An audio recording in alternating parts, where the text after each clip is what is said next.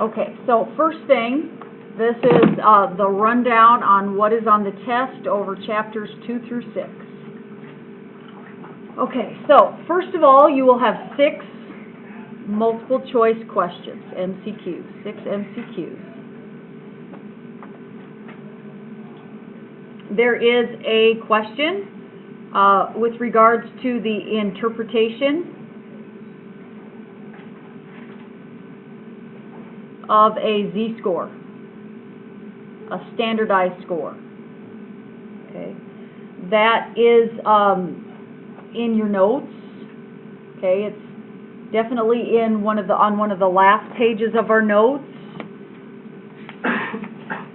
So I'm trying to refer you to like page numbers here, pages in your notes, and I'll refer you to a problem on the optional review. So from our notes, this is on page 45. It says, when we're using the standard deviation as a ruler to measure how far an observation is above or below the mean, it's called a standardized score or a Z-score. So if I say the Z-score is 2.6, the way you would interpret that is you are 2.6 standard deviations above the mean. So you need to be able to read a Z-score and find its correct interpretation in a multiple choice question. So in your notes, okay, so in our notes, it's on page 43. I'm sure you could look it up in your book too, and on the review, which I'll get to you before you leave here today, on the review you will find that it is question 5D, 5 part D on the optional review. Okay, another one of the multiple choice questions is dealing with the calculation of the standard deviation by hand. And by hand I put in quotation marks because I would hope you use your calculator to help you a little bit. You have to show your work. You must show work. You must write the formula down right in the space where you're given on the test. You may use like the stat calc, one variable stats, to double check. Okay, I expect for most of the rest of the test you're utilizing the calculator to help you with things. So I would hope that you do that. But one problem with a small set of data by hand. So doing that in our notes, that was on page 43 and 42 where we did that. And on the review, 5A and B would be where you want to look for the calculation of a standard deviation by hand. I don't think the optional review shows it step by step, but in the notes we did. There's also a video on, a link to a video on Canvas, I believe, that is just calculating the standard deviation by hand. All right, so the next multiple choice question, there are 2 of them, 2 of them, which involve reading and OGIV, cumulative frequency distribution. You will have to know how to deal with percentiles, finding percentiles, and histogram, translating it into a histogram. That should have been in your reading from your book. In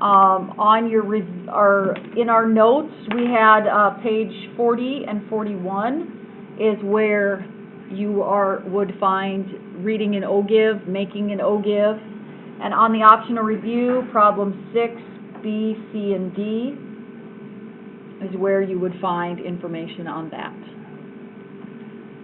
So another multiple choice question is identifying outliers. If you have outliers, identify outliers given a 5-number summary.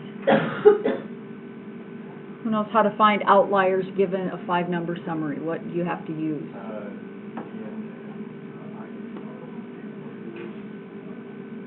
IQR is, no, we don't use standard deviation. That's not a part of the 5-number summary. We use the quartiles, so we use the quartiles, Q1 and Q3. What do we do from there to help us find outliers? Very good. Q1 minus 1.5 IQR. Good. And if you are below this or above that, then you are an outlier. So you would need to identify whether or not there were high or low or both outliers. And that in our notes is on page 39.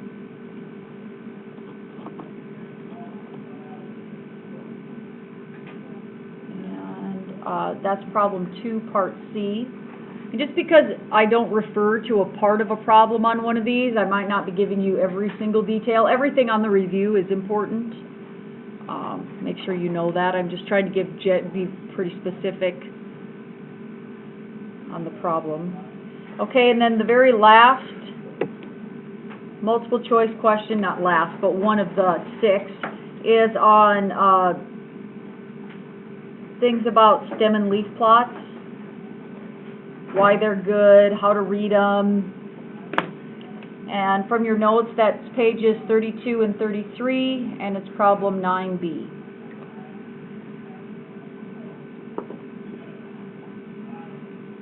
So I would say that is very specific on the 6 multiple choice questions. You don't get any better than that as far as knowing what's on the multiple choice test, part of the test, okay? Now, multiple choice, remember, you can always guess on these at the very end. It's still not a good idea. I mean, you don't want your first strategy to be guess.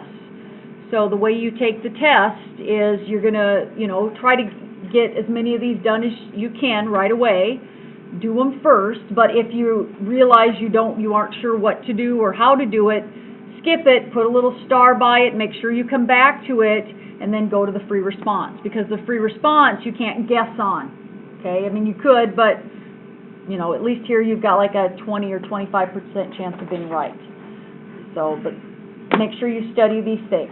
All right, so then we've got the rest of the test, free response, FRQ portion of the test, free response question, and so one of them is a time plot.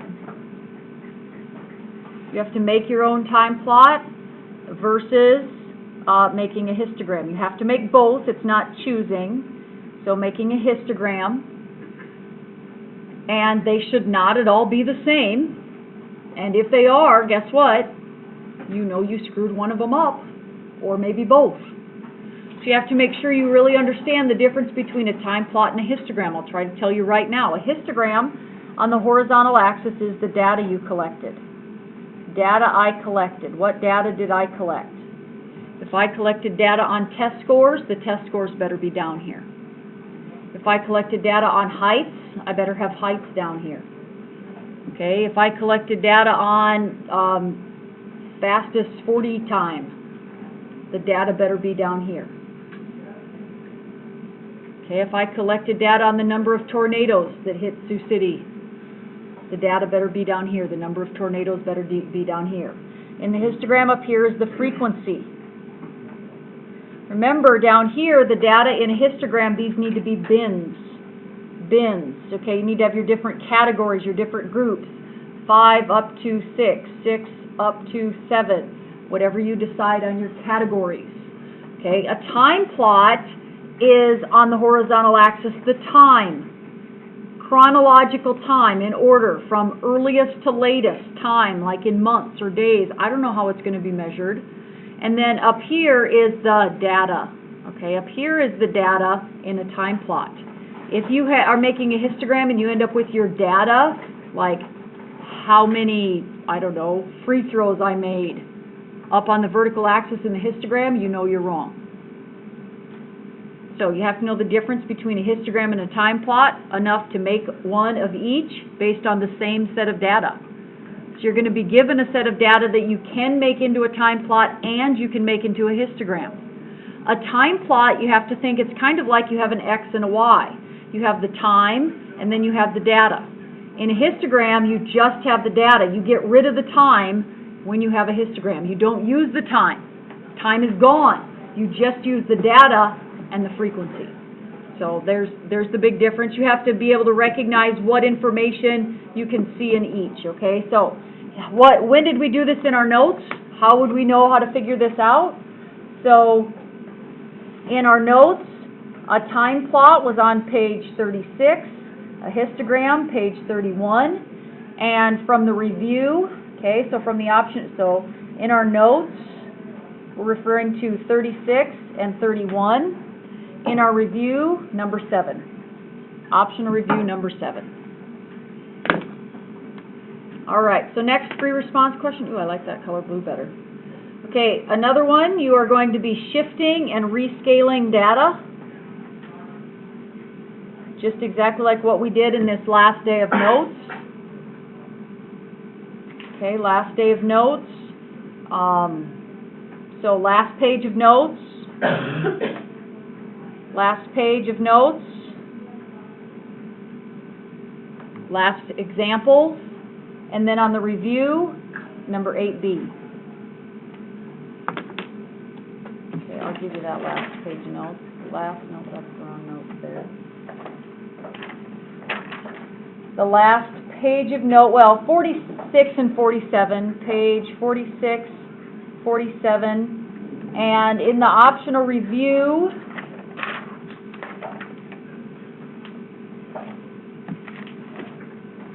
too many things. Okay, in the optional review, number 8, part B.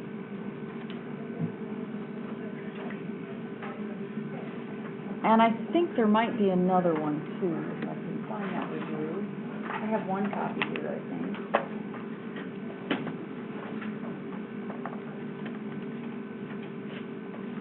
Maybe I don't.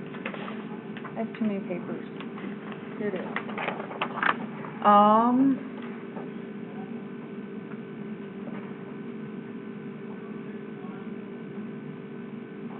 5E would probably deal with that too. Well, 8B, 5E,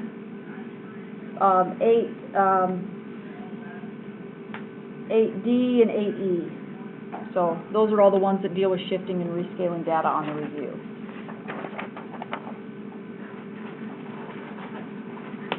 All right, so another one you need to be able to talk about, and this is just really general, so you need to know what a resistant measure is. Okay, you also need to know about, be able to talk about outliers a little bit. Outliers, resistant measures. And that would be number 1. Number 1 on the optional review.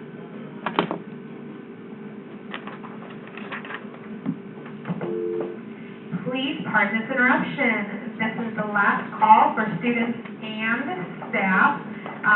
The picture people will be here until the last bell. So staff that did not get your picture taken, please go do so. If you need someone to cover, please email me and I can come down to your room. Again, students that didn't have their picture taken during registration, including seniors, should go get their picture taken right now, even if you're not purchasing a picture packet. Students, again, reminder that this is the picture that will be on your student ID that's printed next year, so if you have, I don't know, like a 6th grade photo, you probably want to get that up to date. Also, what's going to be in Infinite Campus and in the yearbook, so please get this done. Thank you. Maybe like that in 6th grade. That's the pictures I'll have, my 6th grade pictures. All right. All of that was just recorded on a video I'm making right now. So is this. Okay. Are you recording? Yes, I am. I'm recording in case I have jury duty tomorrow. So then everyone in 2B can just watch this. So hi, 2B. Hi, Julie. Hi, 2B. That sounds like a robot's name, hi, 2B.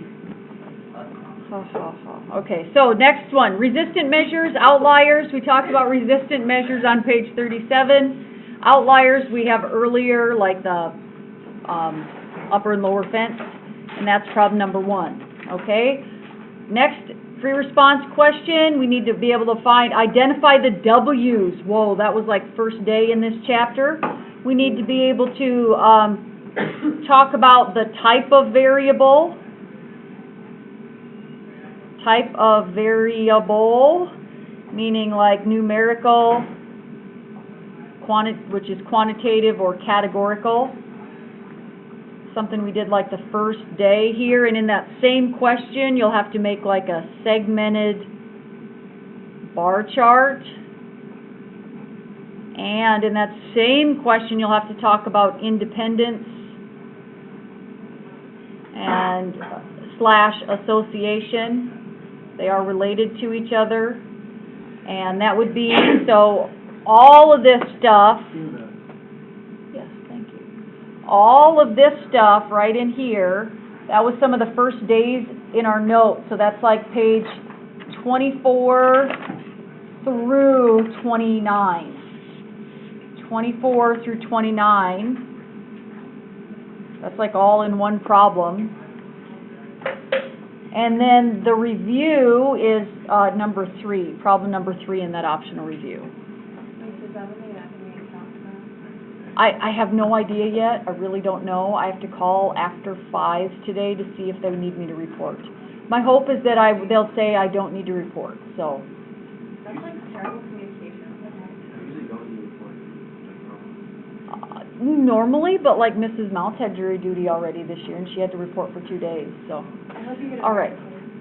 Wait, but what, yeah, what? I hope I've not gone for very long, because you guys will just keep going. Oh, it's okay. Yeah. All right, so last question, then we can get on with this show, horse and pony show. So we are going to make some box plots. You have to make box plots, side by side, well, not side by side, parallel box plots. So you have to be able to make box plots with outliers. So you have to be able to calculate the fences, that kind of thing, and compare them and make comparisons of them. Now, compare them as far as, like, you need to know, like, in a box plot. So here's what, like, here's a box plot, here's outliers. What you should realize about this box plot, first of all, it's on a scale, which I give you, like, the scale. On the graph, the only ones I don't give you a scale on are the segmented bar chart, so you have to make your own, because it's a category, so there's no scale. But like on the one where I have you make a time plot and a histogram, I give you the XY axis with little marks on it, so I give you that. And on this box plot one, I give you like an area that's got some labels on it. You can just put the numbers in that you want. But like what you should know if you're comparing box plots, okay, if you're comparing box plots, so like here's 2 box plots, you should realize this is, what's that? That's the what? That's the IQR. What's this in the middle? What's that? Q1? Q3? What's that? That's not actually the lower fence. It's the value in the data directly above the lower fence. Okay, here is the minimum. You're right, it's an outlier, but it is also the minimum. This is the maximum, okay? Now, what percent of your data is below the median? No, below the median. 50 and above? What percent is below Q1? 25%. So, like, you should be able to make a statement here. Like, look at these 2 box plots that I made. 100%, well, not 100, but like almost 100%, nearly all of this data is below this one. You could just say like about 75% of this box plot's data is higher than this box plot's data. So you can make comparisons like this is 25% here, 50% of this data is above all of this data. So you can talk about and make comparisons like by using percentiles. If you remember that those are the quartiles there. So you can talk about this one being more symmetric because that's more in the middle. This is more skewed. So you can talk about shape, center, spread. But they'll ask specific questions like in regards to situation. This represents something, this does. You have to be able to make a comparison. Pick which is better, why. So which one of these is more spread out, which is more skewed, that kind of thing. So that is the entire test. Real quick, I am going to go through a calculation of standard deviation by hand. Okay, so when I say by hand, with the help of a calculator, So this is something you have to do it on question 1, and then I'll show you how you can check your work afterwards. And I'm gonna do it, there are decimals in the problem, on the test, so I'm just gonna, you're gonna get your data. So here's my data. I'm gonna calculate the standard deviation by hand. Calculate the standard deviation, S, or S with a little x, is what I'm looking to calculate. So here's my data. These are my x's. So 2.1, 3.2, 5.7, 6.8, 1.4. There's my data. They don't have to be in order. So the first thing I'm going to do, I'm going to write down the formula. So the standard deviation is the square root of the sum of every individual x value minus the mean squared and then add it up.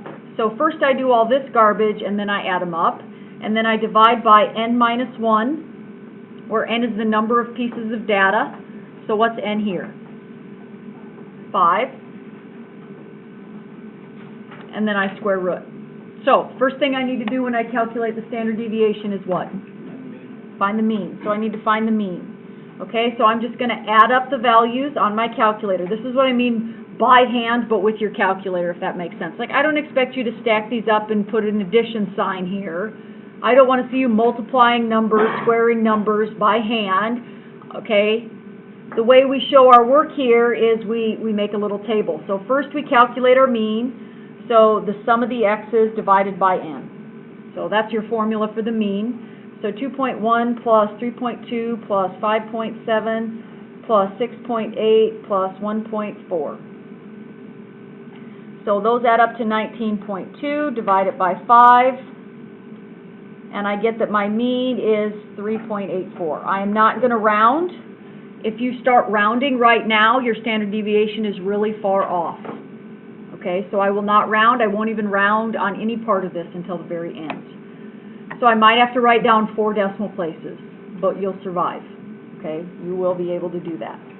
So you're showing all this work underneath the problem. If you need to attach a separate paper on your test, that's fine. So now what I'm going to do, I'm going to take that mean away from each of these values. And I'm going to make a new column, which is x minus x bar. So I'm taking 3.84 away from all of them. I'm not going to write minus that. I'm just going to say, okay, I'm taking away the mean. So I just say 2.1 minus 3.84 is negative 1.74. 3.2 minus 3.84 is negative 0.64. Okay, I'm just subtracting. Oh, that's a positive. 6.8 minus 3.84.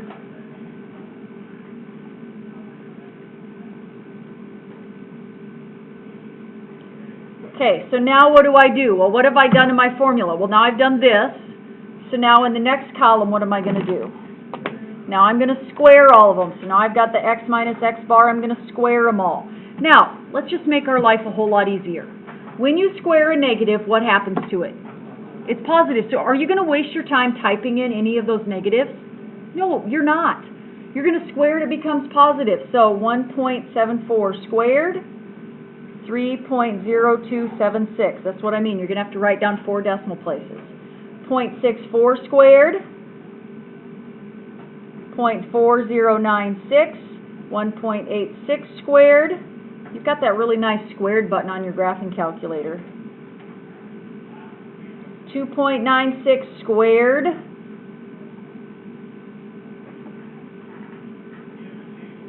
2.44 squared, 9536. Okay, so now I've done all of this part right here. This is the sum of the, or this is the x minus x bar squared. Now what do I do with all of this? Find the sum. Yep, sum. So then I'll have the sum of the x minus x bar squared. That equals, now I just add these up.